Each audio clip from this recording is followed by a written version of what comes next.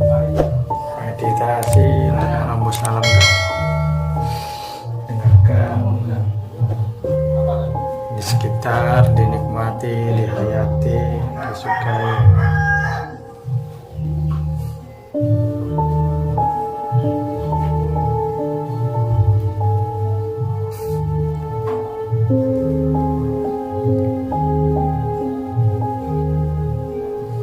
Beliau ini sedang mempelajari ilmu gaib untuk menembus alam gaib, untuk bisa melihat makhluk gaib yang ada di alam gaib.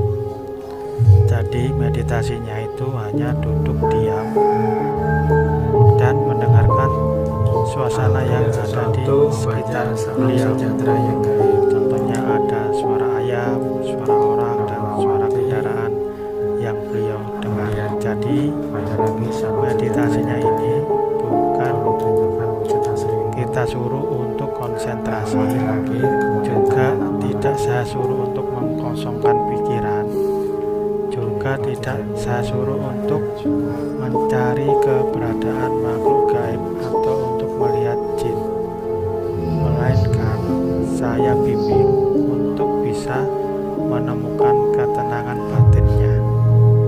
Saat batinnya udah tenang, udah di titik nol, maka alam gaib tersebut terbuka dengan sendirinya tanpa kita meminta untuk masuk di alam gaib, melainkan beliau sendiri nanti yang bercerita untuk bisa melihat fenomena-fenomena alam gaib saat beliau meditasi. Jadi tidak saya suruh membayangkan, bahkan juga tidak saya suruh untuk memvisualisasikan bentuk sosok gaib, ataupun tidak saya perintahkan untuk mencari cahaya, atau tidak saya gambarkan ada cahaya. Tidak, saya hanya membimbing supaya selesai meditasi nanti beliau yang bercerita sendiri sesuai dengan pengalaman meditasinya. Jadi ini real ya, kenyataan yang dialami beliau sendiri. Jadi tanpa rekayasa, ini adalah kenyataan yang beliau alami sendiri dan beliau sendiri yang bercerita.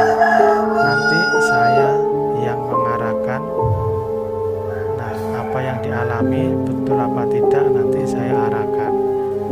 Nah jadi memang proses meditasinya itu cuma diam saja, tidak ada bacaan yang dibaca. Nah jadi semakin kita menikmati, menghayati dan menyukai alam di sekitar, maka alam gaib tersebut terbuka dengan sendirinya. Nah, meditasi seperti ini memang harus ada yang membimbing. Tanpa ada bimbingan, tidak bakalan bisa menembus alam gaib. Oke, saksikan meditasi beliau. Videonya jangan di skip biar tidak gagal paham ya. Memang agak lama ya, karena memang kita real kenyataan ini, bukan editing ya. Oke, saksikan terus menerus video ini.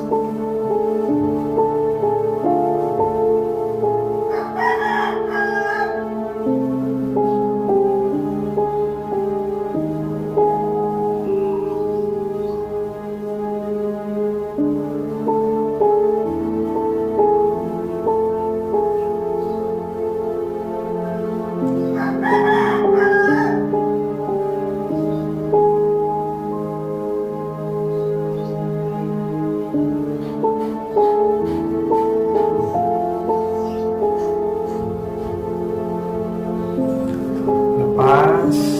Tarik nafas dalam-dalam. Keluarkan pelan-pelan. Mata terbuka pelan-pelan.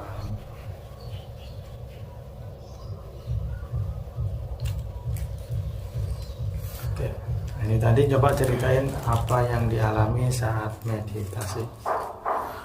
Yang tadi itu lagi, yang pertama, Ya. seperti saya lihat wajah saya, Oh ya. nomor satu. Setelah itu hilang. Yang kedua, tadi yang perempuan itu muncul lagi, tapi saya muncul lagi, seolah saya seperti yang tanya apa itu, dia tidak tanya apa-apa, seperti saya yang saya bilang salam ya gaib, maafkan aku kalau kedatangan saya mengganggu keterangan panjenengan, Ya. tapi dia tetap tunduk. Tunduk, Setelah itu hilang. Setelah itu hilang.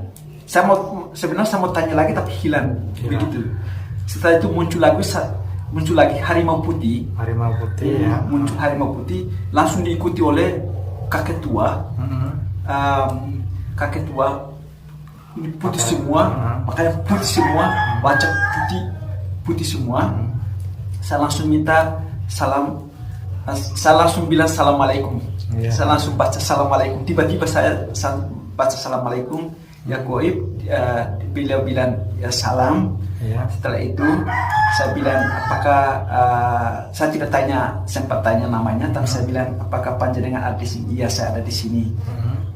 Lalu coba kalau boleh tahu tempatnya, bisa tunjukkan ke aku. Dia bilang ikut aku. Dia langsung balik. Saya ikut dari belakang. Saya masuk ke dalam hutan. Masuk ke hutan. Di hutan itu ada gua. Di dalam gua itu ada istana. Ada istana. Setelah saya masuk,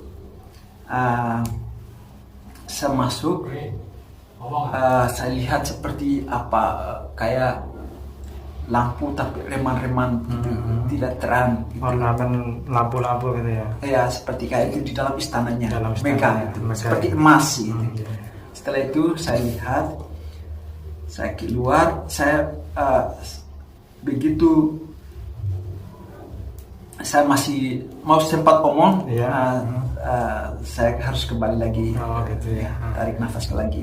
Gitu kembali. Oke. Terus pertanyaan saya yang terakhir, saya terlihat sosok harimau putih, terus sosok perempuan, terus kakek tua tadi, serba putih semua. Itu sebelumnya apakah memikirkan hal itu atau tiba-tiba muncul dengan sendiri? Tiba-tiba muncul dengan sendirinya ya. Berarti tanpa direncanakan, tanpa divisualkan ya, tanpa dibayangin, melainkan tiba-tiba muncul dengan sendirinya. Ya, seperti kayak mimpi ya. Oh ya, gitu ya. Nah, itu yang dinamakan kenyataan ya. Terus saat masuk ke dalam hutan, terus itu ada gua, ada istana, itu juga tiba-tiba muncul dengan sendirinya atau membayangkan sebelumnya? Tidak. Muncul dengan sendirinya. Oh ya, itu yang dinamakan juga kenyataan. Jadi kakek ini jalan, saya ikut dari belakang. Saya masuk, itu ada kayak hutan tapi gelap. Tapi di dalam hutan ini ada gua. Oh ya. Saya dia masuk ke gua itu, saya ikut dari belakang. Di dalam gua itu istana lagi. Oh iya. Kemudian ada lampu remang-remang kayak seperti emas itu. Oke. Jadi itu jadi saat sukmanya udah mulai aktif, maka alam gaib sama penghuni gaib sama makhluk gaib itu memang terlihat. Jadi saat terlihat itu kita baca etika, kemudian lalu nanti diarahkan kemana diikutin, terlihat lagi baca etika, terlihat lagi baca etika. Nah itu cara untuk masuk di alam gaib sama untuk terawang. Jadi cara untuk melihat fenomena-fenomena gaib caranya seperti itu. Nah sekarang ini sudah bagus. Nah sekarang coba materi untuk mendatangkan gaib ya, materi untuk mendatangkan gaib. Coba tadi yang terlihat kakek warna putih tadi ya, warna putih sama harimau ya. Iya. Nah, kan belum tahu namanya, udah tahu atau belum? Belum. Ya? Oke, jadi gini cara untuk mendatangkan saat belum tahu namanya. Aktifkan sukma terlebih dahulu ya. Kalau udah aktif sukmanya, kemudian baca assalamualaikum, baca salam sejahtera ya gaib ya. Baca salam sejahtera ya gaib. Nah, gaib yang saya lihat di alam gaib ya, bayangkan bentuknya kakek tadi yang gaib yang saya lihat di alam gaib. Nah, panjenengan saya perintahkan datang ke sini gitu. Perempuan yang tadi hilang ini Itu datangkan kakeknya aja dulu ya. Datangkan aja dulu, baca salam sejahtera ya gaib. Kemudian bayangin bentuk yang udah terlihat tadi di alam gaib ya. Kalau udah terlihat, lalu baca salam sejahtera ya gaib. Nah, panjenengan kula aturi rawuh ndugi mriki, atau panjenengan saya perintahkan datang ke sini gitu. Ya. Coba ya.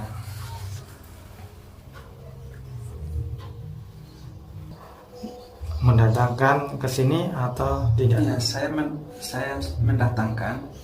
Bisa datang. Ya, datang dengan dia punya harimaunya Ya, di sampingnya. Di sampingnya. Oke. Dia datang, saya tanya, bolehkah saya tahu nama panjenengan? Ya. Dia bilang kita ke istana dulu. Oh, gitu ya. Kemudian kami dua seperti bersampingan Iya. jalan ke sampai ke istananya. Saya tanya sampai 3 kali tidak menyebut namanya. Tidak menyebut namanya. Saya bilang saya boleh tahu ini kiai atau apa? Iya. Dia bilang kiai, tapi belum memberitahukan nama ke aku. Oh, gitu. Setelah itu saya tarik nafas itu. Sampai di istana saja. Belum sebut namanya. Belum sebut namanya ya. Ya. Tapi Mungkin tadi dia tidak mau atau apa? ya, bisa juga. Tapi tadi beliau sempat datang ke sini ya. Iya, datang ke sini. Oke. Datang ke sini dengan harimau putih. Dengan harimau putih. Iya. Ya.